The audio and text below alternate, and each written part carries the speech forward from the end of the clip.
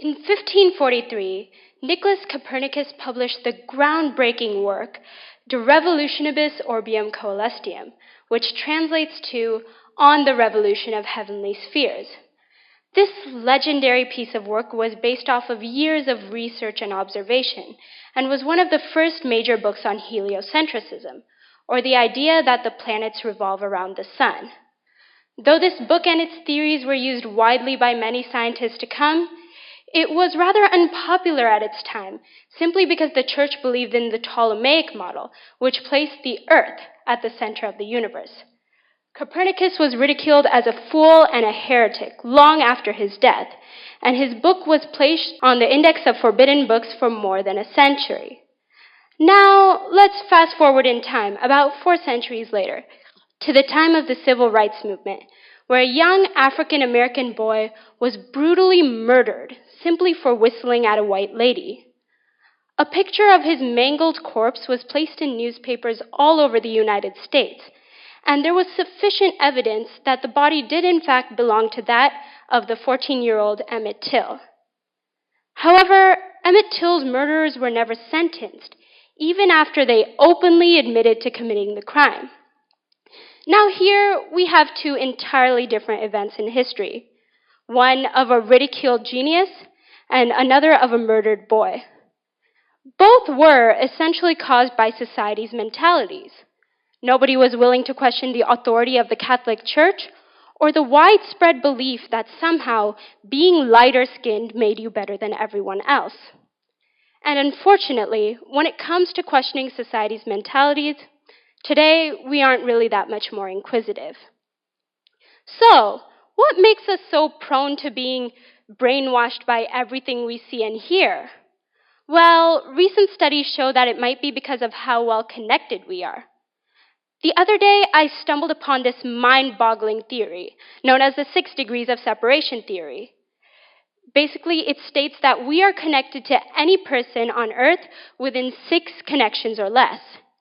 In other words, some random person in, say, Germany, halfway across the world, would at least be an acquaintance of your acquaintance's acquaintance's acquaintance's acquaintance.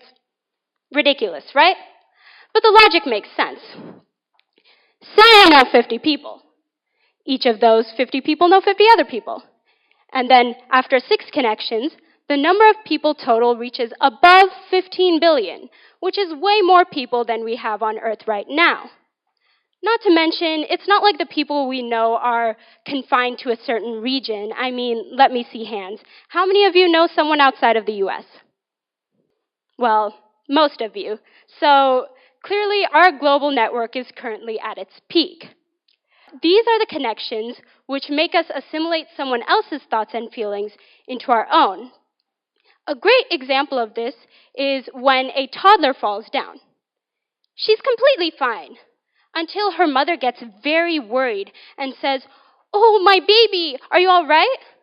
Then the toddler starts to cry because in her mind, if mommy is afraid, then I should be afraid too. This isn't only apparent within toddlers, but within people of all ages. Say you were to wear an outfit to school one day, feeling completely confident about it, until you started getting weird stares. Suddenly, this outfit, which seemed so amazing just this morning, now seems strange and uncomfortable, even to yourself. That's how strong our desire to fit in with society is. Other people's thoughts and opinions have a major effect on our own. Plus, due to the rise of social media, now it's very easy to influence a mass number of people at a time. Sometimes it's the craziest stuff too, such as this trend of walking cabbage amongst Chinese teens. Sometimes we don't even stop to question rumors and hoaxes we find on the internet, such as this one, and instead we just further spread these lies amongst everyone we know.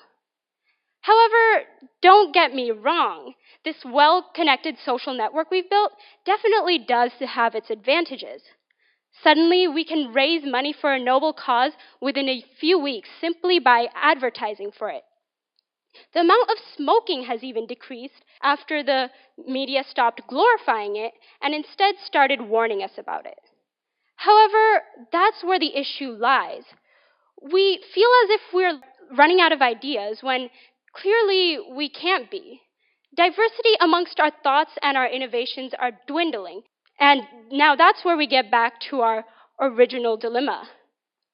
We have become sheep to our own society because we don't question anything from our clothes to our education to our own beliefs. We aren't going very far as a society.